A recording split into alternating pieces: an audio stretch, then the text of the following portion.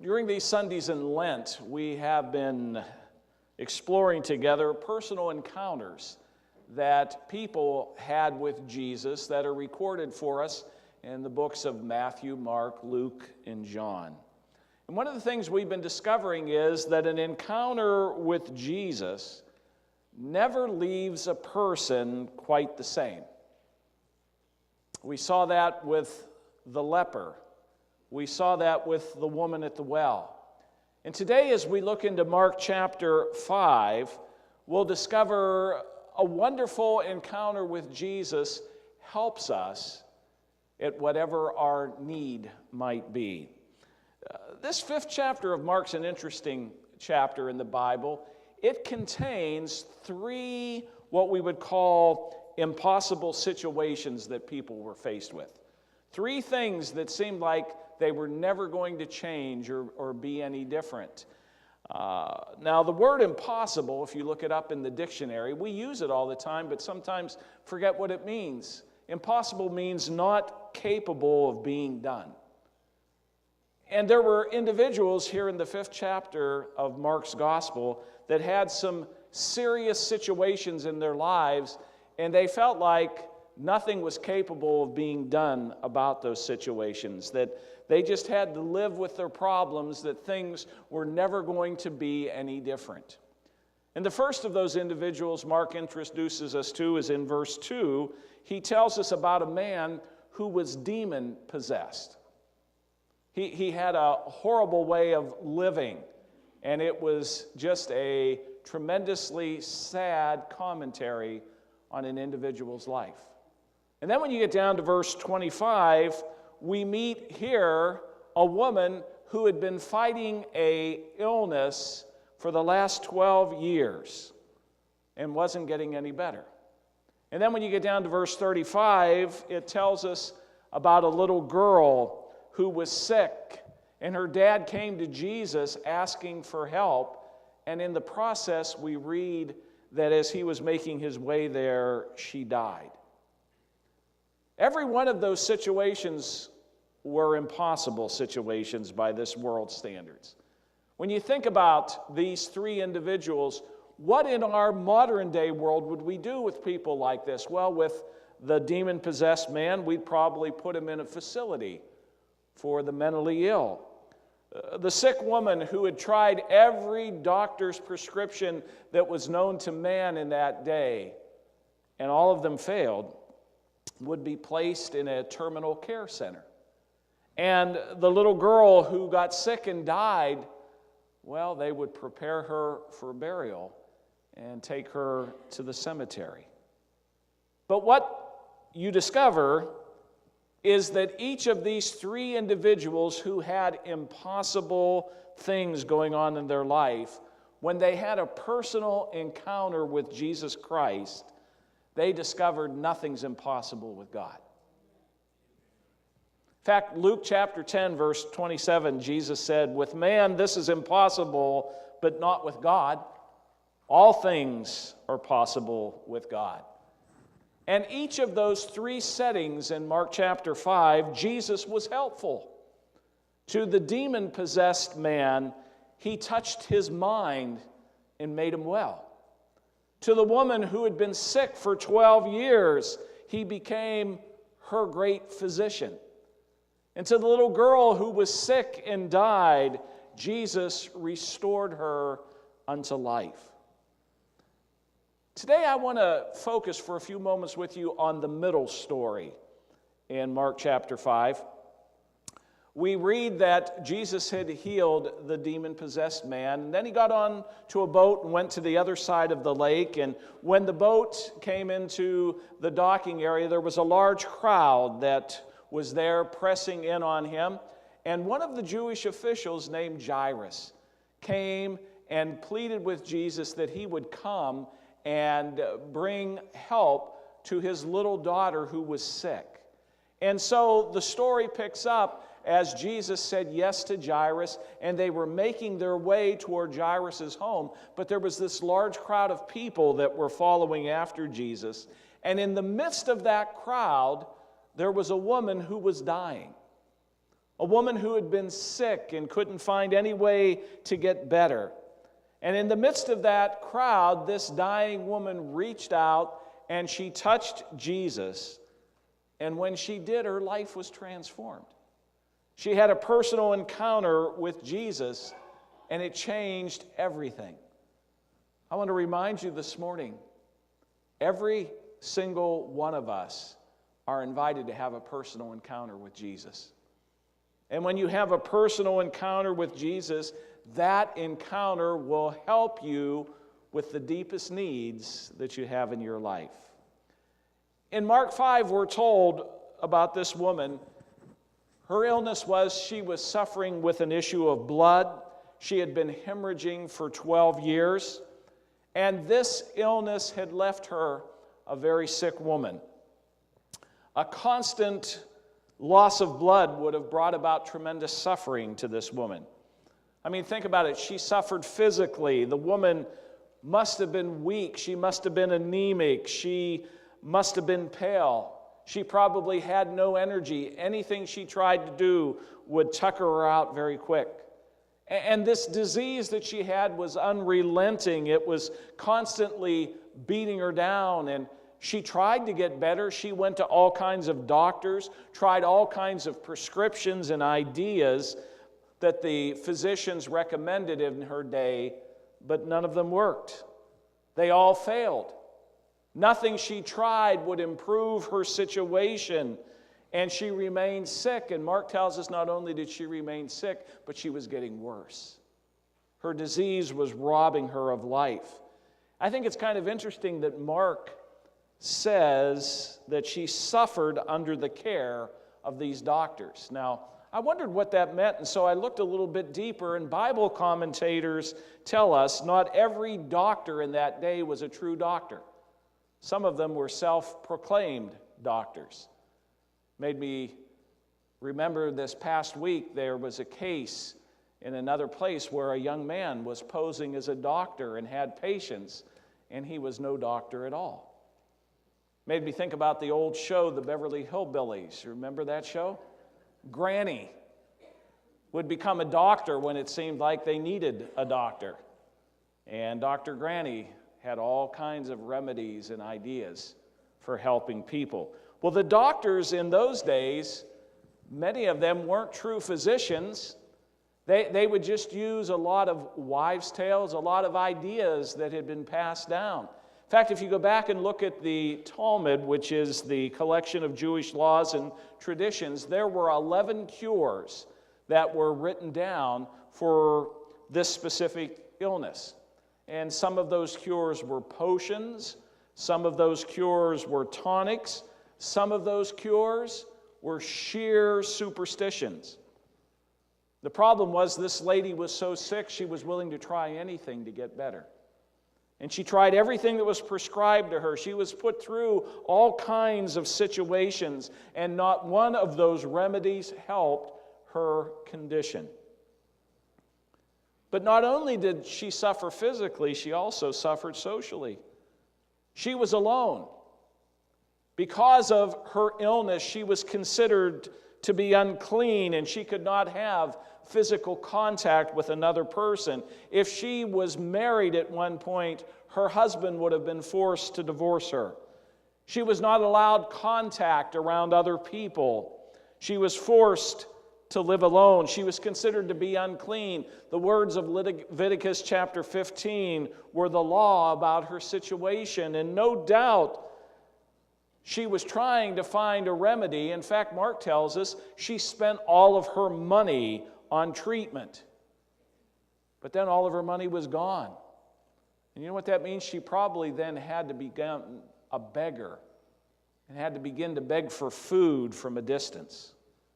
She was isolated. She was shut off from her worship of God. She was shut off from her fellowship of her friends. And so she was suffering socially. But in addition to suffering physically and suffering socially, she was also suffering emotionally. Mark tells us she had been sick for 12 years. That's a long time. Can you imagine being sick and just going from one medical failure to the next, one rejection to the next, where getting better seemed like the impossible dream. No doubt this lady was lonely. She was isolated. She was desperate to find an answer for her situation. She couldn't mingle with other people lest she would cause them to become defiled. And so this lady in the middle of Mark chapter 5 is in a very bad position in life. She was suffering. And I think the scripture makes it plain she was suffering financially too. Verse 26, Mark tells us she spent all of her money on doctors and useless remedies. The doctors didn't heal her. All they did was take her money. And she was left penniless. She was left destitute. This is certainly an account of an impossible situation for a woman who was sick and wanted to get well. And I have to believe she probably came to the place where she felt like she was living under a death sentence. She couldn't get better. She was getting worse. This disease that had been in her life the last 12 years probably was going to kill her. She was ready to give up. Life seemed impossible. And then she heard there was a man named Jesus. Can I tell you this morning, man's futility is God's opportunity. When we come to the end of our resources, God's ready to step in and help. And you say, well, I don't have an illness that's uncurable. And maybe you don't this morning have an issue in your life that is physical oriented, but I know I meet a lot of people who have a whole lot of other issues going on in their life that seem impossible. There are a lot of people today who are searching for meaning and purpose in life, and everything they try turns up empty. Things seem harder today than they've ever been. And so we watch the infomercials and we buy this product and that product trying to improve our lives, but it hasn't helped. Or a lot of people today are discouraged and defeated. They feel like their life is just filled with one problem after another, and you end up feeling empty. And you turn on the TV and there's a TV preacher telling you what to do, or you read a book and the book is supposed to give you direction, or you've gotten advice from some trusted sources, but things in your life are as messed up as they've ever been. If that's where you're at, you can identify with this lady in Mark chapter 5. But here's what I want you to see. When everything seemed hopeless, when everything seemed to be impossible, Jesus enters the picture and the lady gets what she needs. At just the right time, she has a personal encounter with Jesus, and he helps her with her need. Verse 27, it tells us this lady heard about Jesus. I'm sure his reputation went before him. Well, he had healed a leper. Now, a leper was another outcast, and that must have perked her interest. Or he had just come across the lake from healing a demon-possessed man. No doubt this woman heard that Jesus had great power in his touch, but she was afraid because the law said he could not touch her. She was unclean. She was sick. So this lady decided in her heart she was going to touch Jesus. She made up her mind that she had to get to Jesus because she realized Jesus was her only hope. Jesus was the only one who could help her with this thing that was impossible in her life. And so she went to where Jesus was. She entered into the crowd and she began to elbow her way through the crowd. And everyone that she brushed up against would be called defiled now. She was taking a great risk going to Jesus because if she was recognized, she would have faced humiliation, she would have faced public ridicule, and she probably would have faced death.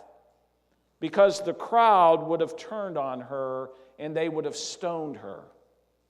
She was unclean. What was she doing in their midst? But this woman had to get to Jesus. And because she had to get to Jesus, it was worth the risk of getting there through the crowd to him. And Mark says she came up to Jesus from behind, and with a trembling hand, she reaches out and she touches his outer garment. Now, the Greek translation of touch there means to cling to or to adhere to. So she reached out, and for a moment, she hung on to his garment.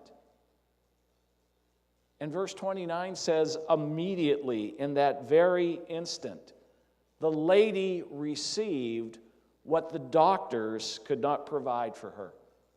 In that instant, the bleeding stopped, and she felt a change in her body. Now, as soon as this woman had touched Jesus, Jesus knew what had happened. He realized that power had gone out from him. And he turns around in that crowd and he asks a question. He says, "Who touched my clothes?" Now remember, he's surrounded by a crowd of people. And no doubt many of those people had bumped into him. And can you imagine his disciples? They probably just stood there shaking their heads saying, "Look at all these people. How can you ask, who touched me?" But this woman's touch was different. Her touch was wrapped in faith. Oh, a lot of other people touched Jesus that day, but it was faith that brought the help this lady needed. It was faith in believing that just to be able to touch the hem of his garment could change her life. The crowd pressed in, but the woman came in faith. I like what St. Augustine, the early church father, said.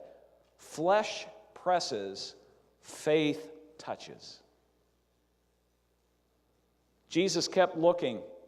Who touched me? And finally, the woman stepped forward and fell in fear before him. She spilled out her whole story. She came up from behind because she was afraid of being rejected. But isn't it interesting, when she came to Jesus, he did not reject her. He did not humiliate her. He did not drive her away. But he was interested in helping her with her problem. Notice in this personal encounter, the lady came to Jesus and she bowed at his feet and she confessed her need to him. And what she did was a public acknowledgement in front of all of those other people that something happened in her body, that something happened in her heart when she touched the hem of his garment. That moment she had that encounter with Jesus, she was a changed woman. She was a different woman. Jesus helped her through an impossibility in her life. Now think about this for a moment. Jesus was on his way to Jairus' home to care for his sick daughter. And while they were on the way to Jairus' home, this large crowd surrounded him. And in that crowd was this sick woman. She had a need. She had been sick for so long. She had been an outcast. She had been an unwanted member of society. But she caught the eye and the attention of Jesus in the midst of that crowd. How did she do it? She exercised childlike faith in Jesus. She believed that he could do for her what nobody else was able to do. And I want to say to you this morning, my friends, Jesus has time for you when you call upon him in faith. Beautiful story of this Lenten season leading up to the cross and up to the resurrection on Easter is that God came into this world as a human being in flesh so that he could be touched with the feelings of our hearts. I believe he became flesh so we could reach out and touch him. that we could experience Him. You can't touch deity. So deity took on the form of a human being so that we could touch Him, so that we could know Him. And so the question before us is, have you touched the hem of His garment? Have you had an encounter with Jesus? In verse 34, Jesus calls this woman daughter, a very accepting term. And you see, the lady received more than just a physical healing that day. For the last 12 years, she had been an outcast, a nobody. She lived in isolation and loneliness. And now, because of a touch, she experienced help, and she was taken in by Jesus through her faith. Through that encounter, her life dramatically changed. Yes, she found a healing for her body, but she also found salvation for her soul. That encounter with Jesus made all the difference. Notice Jesus sends her on her way with a blessing. He first of all says, "Go in peace." He affirms for her it was the right thing for her to come in the midst of the crowd and touch the hem of His garment. Go in peace. She exercised faith, and because she did, she received a healing. Most of the people in that crowd would have been angered that an unclean person would touch them. But the beautiful thing is, Jesus was not afraid of her illness. Jesus was not upset that she touched Him. Jesus met her at the point of her need, and she received a healing. And you know, Jesus didn't ask her for any money for what He did. In love, He reached to where she was and brought her this impossibility by Him making healing possible. And then Jesus says, "Be freed from your suffering." Jesus was sending her on her way as a new woman who had a new life. Her battle with the issue of blood was over, and now she could start living again with a new lease on life. And just like this woman in Mark chapter 5, every single one of us need to have a personal encounter with Jesus. Because when you have a personal encounter with Jesus, you'll receive help. He receives us where we are, and when we meet up with Him, we can find that His hand contains everything that we need to make us whole. See, friend, when you put your faith in Jesus, yes, you experience salvation. It's a change in your life. But you know, being saved means more than just escaping the fire of hell. Being saved means you become a child of God. Being saved means you're sanctified by the Holy Spirit. Being saved means your Savior Jesus has gone to prepare an eternal dwelling for you. Being saved means that you're an heir with God and a joint heir with Jesus. Being saved means old things pass away and all things become new. Being saved means you are freed from the power of sin that once dominated you, and you are in turn filled with the Spirit of God. Being saved means you have a friend named Jesus who walks with you. He's a friend that'll stick closer than a brother, and He'll walk every mile of life's journey with you. You see, when you have an encounter with Jesus Christ, He comes to help you in every way. And the best thing is to meet Him, to encounter Him, to come by faith to where He is and allow Him to make you whole. I just want you to know today, whatever you're facing, whatever seems like an impossibility in your life, Jesus can help you with that. He's here to do that. And even if whatever's going on in your life seems to be impossible, Jesus is your answer. I'm sure there were a lot of people in the crowd that day who brushed up against Jesus, who had physical needs, social needs, emotional needs, financial needs, spiritual needs. But Mark tells us on that day there was one lady who got the help that she needed. She touched the hem of his garment, believing that he could help her in her need. And so she came and encountered Jesus. She reached out and touched him, and she was made whole. Her life changed completely. My friend, don't just brush up against Jesus. Have an encounter with Jesus. Come to him by faith. I hope you just don't come Sunday after Sunday and hear about Jesus. I hope that you meet him personally. And you leave here a changed person, because all that you need, his hand can provide. With God, nothing is impossible. That's why you need to have an encounter with Jesus. Touch him by faith, and he will make you whole. I remember when I was a boy, Billy Graham came to Pittsburgh in 1968 and held a crusade down at Pitt Stadium, the old home of the Pittsburgh Steelers long before Three Rivers and Heinz Field.